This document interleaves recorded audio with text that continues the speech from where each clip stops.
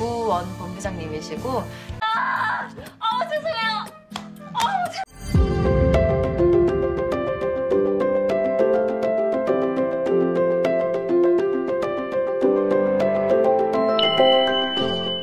Di awal cerita, Daal sama Sang-sik habis belanja dari minimarket. Gak lama kemudian Pyonghwa sama Roun dateng. Ternyata mereka diajakin sama Sang-sik untuk ngumpul bareng. Mereka udah berusaha nelponin Sarang sama Guwon, tapi mereka berdua gak angkat. Gara-gara itu mereka akhirnya mutusin kalau mereka berempat aja yang minum-minum. Tapi pas udah nyampe rumah, mereka semua shock banget ngeliat Guwon sama Sarang yang lagi ciuman. Habis itu mereka berdua diinterogasi, karena kan selama ini Sarang selalu bohong. Tiap kali ditanyain apa dia pacaran sama Guwon, Sarang gak pernah ngaku. Kali ini karena dia udah kepergok, dia akhirnya ngaku juga. Selain itu, Daal nanyain apa mereka punya rahasia lain. Kalau iya, mereka harus ngomong sekarang juga, karena kalau enggak, Daal gak akan maafin mereka berdua kalau ngakunya besok-besok. Karena itu Guwon akhirnya ngaku kalau dia itu adalah anaknya komisaris dan namanya bukan No Sang-sik, tapi Guwon. Sedangkan Pak Yo yang dibilang manajer umum adalah manajer biasa yang namanya No Sang-sik. Gara-gara itu reaksi Daal, Pyonghwa sama Roun jadi berubah drastis. Yang awalnya mereka cuek dan biasa-biasa aja sama Guwon, setelah tahu kalau Guwon anaknya komisaris, mereka jadi sungkan. Mereka jadi nyiapin apa-apa gitu buat Guwon. Dan di situ Guwon jadi ngerasa gak enak.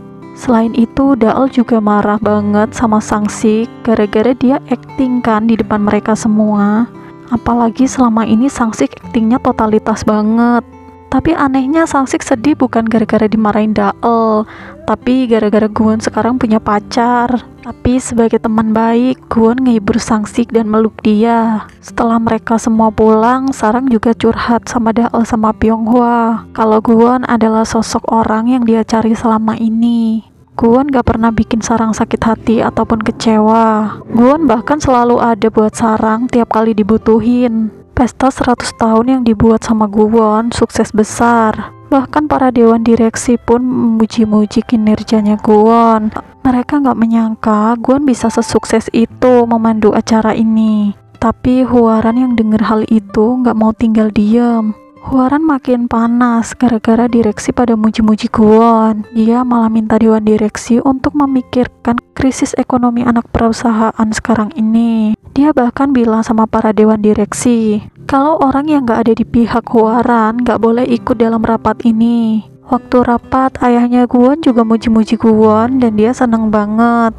Tapi lihat reaksi Hwaran tadi, dewan direksi pada komplain. Dewan direksi bilang untuk mikirin anak perusahaan sekarang ini karena lagi krisis kan. Hwaran berpendapat dia bisa nyelamatin perusahaan dengan memangkas anggaran. Tapi menurut Guwon gak perlu dengan memangkas anggaran, dia bisa menyelesaikan masalah ini. Jadi di rapat kedua, ayahnya minta Guwon sama Hwaran masing-masing bikin laporan buat ayahnya. Selesai rapat, Sang-sik bilang kalau sekarang ini udah mulai peperangan antara Guwon sama Hwaran. Hwaran punya banyak pasukan yang merupakan dewan direksi, sedangkan Guwon cuma punya Sang-sik. Tapi Sang-sik janji dia bakalan terus ada di sisinya Guwon. Teman seangkatan Pyonghwa yang jadi purser sekarang ini dipindahin di kantor pusat. Dia naik jabatan lagi berkat penjualan yang tinggi. Padahal penjualan tinggi itu semuanya karena Pyonghwa yang mati-matian bekerja keras. Gara-gara itu dia negur teman seangkatannya itu. Tapi dia nggak ngerasa bersalah sama sekali. Itu semua karena dia tahu kekurangan Pyonghwa. Karena yang dia tahu Pyonghwa itu janda. Udah syukur-syukur dia nggak nyebarin itu ke karyawan lain katanya. Karena itu Pyonghwa ingat kejadiannya. Dulu tiba-tiba pacarnya daftarin pernikahan buat mereka berdua. Padahal waktu itu Pyonghwa minta putus. Tapi gara-gara Pyonghwa udah terlanjur ngisi data-datanya, permohonan pernikahan itu nggak bisa dibatalin. Gara-gara itu solusinya ya cerai. Padahal mereka menikah aja belum. Karena kejadian di pesta waktu itu, Hwaran ngundang Pak Park.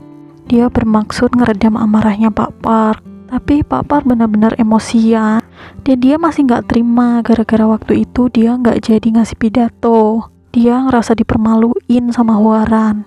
Dan pas kebetulan Sarang waktu itu yang layanin dia. Dan entah kenapa dia ngelampiasin amarahnya ke Sarang. Dia marah-marah sama Sarang. Dia bahkan nyuruh Huaran untuk mecat Sarang. Gara-gara itu Huaran minta Bu Jeon untuk nyingkirin Sarang dan ngelatih staff. Tapi tiba-tiba Gwon dateng dan bilang kalau Sarang itu bukan barang yang bisa disingkirin gitu aja. Gwon bahkan nyeramahin Pak Park untuk tahu tentang tata krama. Karena itu Pak Park marah dan pergi. Huaran juga jadi kesel dan marah sama Gwon. Huaran ngerasa kalau Gwon itu ada hal spesial sama Sarang. Karena kan waktu itu Gwon pakai helikopter sembarangan juga karena mau nyelamatin Sarang. Tapi ternyata Pak Park kayak gitu nggak cuma sama Sarang doang. Dulu dia juga pernah ngelakuin itu ke pegawai-pegawai lain. Karena itu pegawai-pegawai lain ngajakin Sarang untuk minum di luar setelah kerja. Secara nggak langsung mereka semua udah ngakuin Sarang sebagai anggota tim mereka. Sarang udah nggak pernah dibully lagi. Pas lagi minum-minum mereka juga ngebahas Gwon tadi yang keren banget. Mereka berharap Gwon bisa memimpin perusahaan suatu saat. Pas mau pulang hujannya deras banget, tapi tiba-tiba Gwon datang untuk jemput Sarang. Emang sih Gwon bawa payung, tapi bajunya kecipratan mobil yang lewat. Gara-gara itu Gwon mampir ke rumah Sarang dan ngeringin badannya dia. Tapi lagi-lagi mereka mesra-mesraan. Huaran tiba-tiba manggil Sangsik, bukan tanpa tujuan. Huaran nyuruh Sangsik untuk mata-matain Gwon.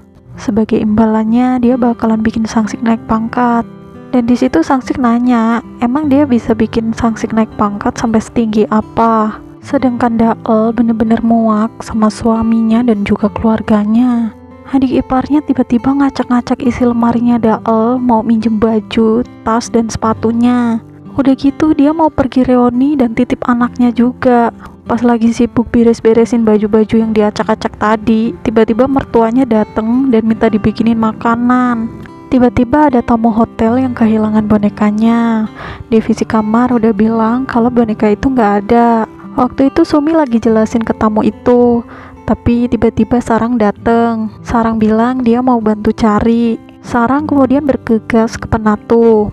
Dia nyari-nyari boneka itu di tumpukan selimut. Waktu itu dia ketemu sama Bu Okja. Waktu itu Bu Okja bilang kalau mustahil nyari boneka itu di tumpukan selimut yang banyak banget kayak gitu. Tapi Sarang tetap kekeh mau nyari. Di kesempatan itu Sarang juga bilang sama Bu Okja kalau nanti dia ada waktu Sarang mau ngobrol sama Bu Okja. Setelah lama-lama nyari boneka itu akhirnya ketemu. Habis itu Sarang ketemu sama Bu Okja dan ngobrol. Sarang nanyain apa Bu Okja kenal sama pegawai hotel lama yang namanya Han Miso. Ternyata Bu Okja itu adalah teman deketnya. Sarang nanyain seperti apa sih Ibu Han Miso itu. Ibu Okja kemudian ngasih tahu kalau Han Miso itu seorang wanita yang pemberani. Dia juga cantik dan baik hati. Sarang kemudian ngajakin Gwon ketemuan. Sarang ngajakin Gwon pergi ke suatu tempat. Sarang ngajakin Gwon pergi ke laut. Alasannya karena dia kangen sama ibunya. Dulu setiap kali dia kangen sama ibunya, dia sama neneknya bakalan pergi ke laut untuk mengenang ibunya. Tapi kemudian Sarang ngasih Gwon sebuah foto. Sarang bilang Sarang dapetin foto itu dari Bu Okja. Bu Okja adalah teman lama ibunya Gwon. Lihat hal itu, Gwon bener-bener sedih. Sarang juga ngomong sama Gwon kalau kapan-kapan Gwon harus pergi ke Seoul untuk nemuin ibunya. Jangan sampai Gwon menyesal kayak Sarang. Suaminya Huaran tiba-tiba nemuin Huaran. Dia juga udah nanda tanganin surat perceraian. Tapi Huaran terus-terusan nunda-nunda. Dia bahkan ngusir suaminya. Dia minta untuk gak cerai sekarang. Tapi suaminya bilang harus sekarang. Sedangkan pas pulang tiba-tiba Huaran dikagetin sama kehadiran anaknya. Anaknya namanya Jiho. Tapi anehnya bukannya seneng, dia malah marah-marah dan nyuruh anaknya itu untuk pulang lagi dan ngerjain tugasnya. Sedangkan Sarang tiba-tiba dapat panggilan dan disuruh untuk ikut tim impian. Tim impian itu adalah panggilan khusus dari Pak Komisaris untuk ngelayanin mereka secara pribadi. Sarang kemudian sama timnya pergi ke rumah Pak Komisaris. Ternyata dia di sana disuruh ngelayanin Pak Komisaris yang lagi makan sama Guwon dan juga pemilik Hotel Royal sama anaknya yang namanya Yuri. Ternyata Guwon mau dijodohin sama Yuri, dan di situ ayahnya bilang Guwon harus nikah tahun ini. Dengar hal itu, Sarang langsung kaget dan gak sengaja mecahin piringnya. Dan alur cerita film King the Land episode 12 pun telah selesai. Gimana nih menurut kalian? Makin seru kan ceritanya? Next, aku bakalan ceritain episode selanjutnya. Stay tune terus ya. Tapi sebelum aku close videonya, aku mau minta tolong nih sama kalian untuk klik tombol like, subscribe, dan nyalain lonceng notifikasinya biar kalian gak ketinggalan video terbaru dari aku selanjutnya. Makasih yang udah menonton. Bye bye.